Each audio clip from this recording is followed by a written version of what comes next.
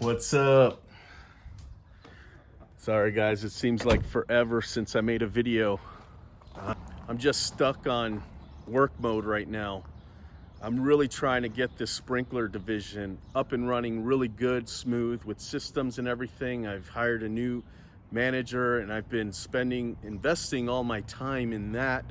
Trying to set something up so that we have a real good sprinkler division. I'm sick of my division up to this point. I have great workers. I just don't like our process that we've had up to this point, where we basically find out what the customer needs, dispatch it to a tech, and then the tech goes out there, tries to fix it. The problem we're having up to this point is that the customers will leave in the middle of the job. So if we need to get a hold of them to let them know that it's going to be more, the customer's not there, and the techs are left to try to figure out if they should continue and hope that the customer is not going to be upset with the price, or just leave and they spent all that time already there and we're not getting paid because the job is incomplete. That's just one of the scenarios we've been dealing with, and I'm just kind of sick of it. So what I wanted to do is bring in this new sprinkler manager, somebody that can go look at the property, do a real good evaluation, figuring out what the problem is so that we can give the customer a pretty good ballpark price of what the job is going to cost. So that's what we've been working on, and it's been going really well. It makes the techs that are out in the field working more efficient because they're not having to figure out what the problem is.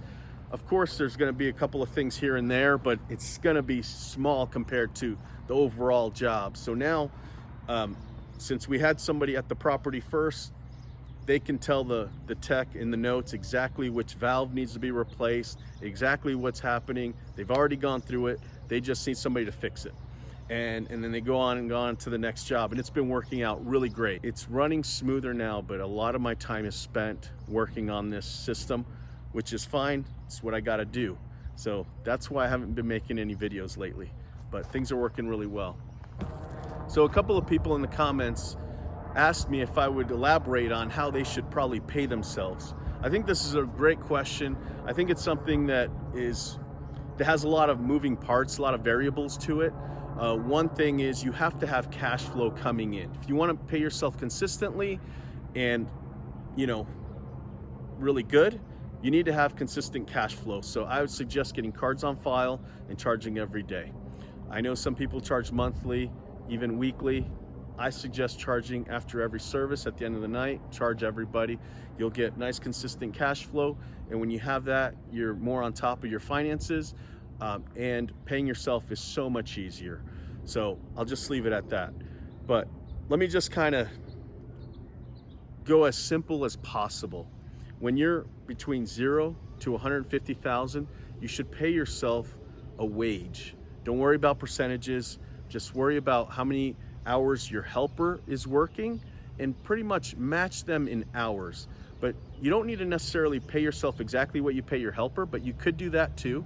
Let's say you have a helper that works 43 hours a week and you pay them $12 an hour. Pay yourself 12 for 42 or 43 hours that week, but pay yourself $15, $20 an hour. Pay yourself a little bit more than you would pay your helper, but if you had to just pay what you pay your helper, that's fine too. But just stay consistent at it. It's really important. There have been times in my early career here where, I wanted to buy a house and I was making good money. I had really low debt, but I couldn't get a loan because I didn't have that W-2 proof. They didn't care how much money I had in my bank account. They needed that W-2 proof. And if I would have been doing that early on, I would have had some better opportunities a lot sooner than I do now. So that's really important. So when you're at 250,000 to 500,000, now you can start being a little bit more generous with your payments to yourself. You can pay yourself a little higher, again, consistently. I would say, at that point from 250 to 500,000, $20 an hour seems pretty legit. You can also start thinking about paying yourself a percentage at that point.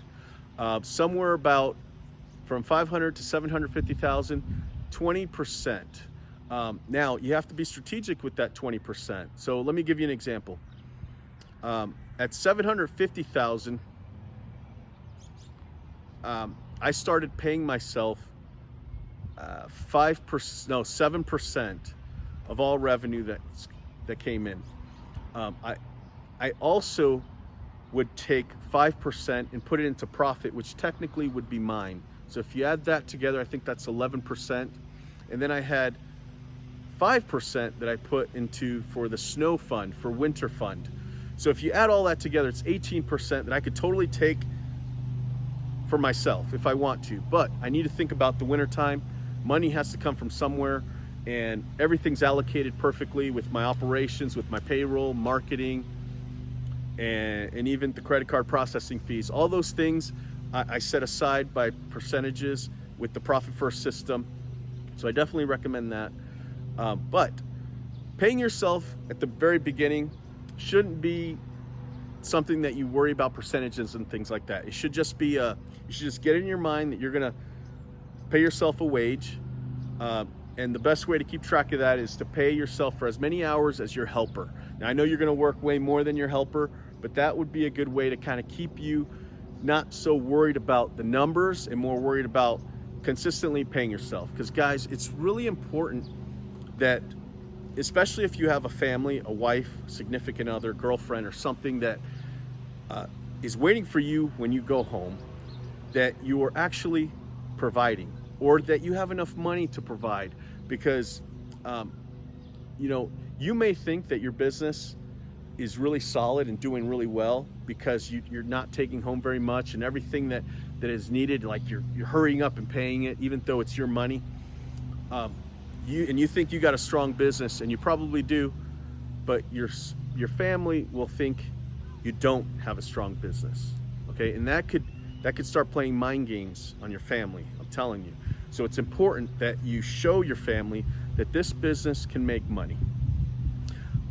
My wife, let me just give you an example. My wife has been like one of my biggest cheerleaders. She's never doubted me. She's always known the potential of me and my business. But there was one year where she was like, and she was really careful when she mentioned this to me. She said, if you don't make good money this year, would you consider doing something else? And it hit me hard. And I said, yeah, I will. So that year, my main focus was to show my wife and my family that this business is a real thing. It's legit. I'm gonna make money, and you'll see. And I took that as like a personal challenge. I didn't invest in my business that year. I didn't buy any new equipment. I didn't buy any trucks. I literally just did my mowing as best I could. I didn't even think I marketed that year. I just did the jobs that would come in, and I just focused on that. And that year we went to Disneyland. We stayed at the Ritz-Carlton in California. We had a great vacation. Everything was great that year.